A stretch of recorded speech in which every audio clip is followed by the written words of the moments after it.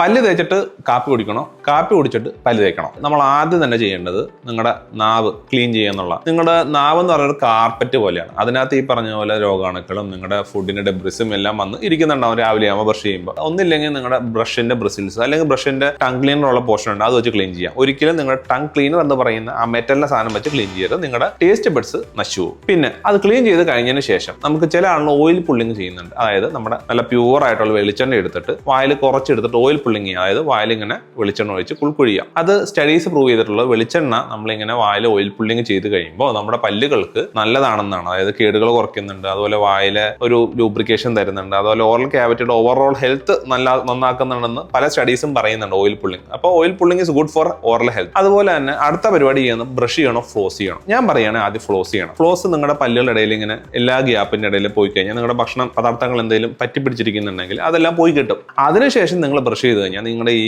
പറ്റിപ്പിടിച്ച ഭക്ഷണ പദാർത്ഥങ്ങളും ബ്രഷ് ചെയ്യുന്നതിനൊപ്പം തന്നെ പോകും. അതിനുശേഷം കുറച്ചു നേരം ഒന്ന് ബ്രഷ് ചെയ്തതിന്റെ ഫോമിങ്ങും കാര്യങ്ങളൊക്കെ മാറി നിങ്ങൾ നല്ലോണം വായ കഴുകി കുറച്ചു നേരം കഴിഞ്ഞതിന് ശേഷം കോഫി കുടിക്കുക അല്ലെങ്കിൽ ചായ കുടിക്കുക. ഇനി അത് കഴിഞ്ഞതിന് ശേഷം വാ കഴുകണം. അപ്പൊ അതാവുമ്പോൾ നമ്മൾ ആ ഒരു അസിഡിക് ആണ് ബേസിക്കലി.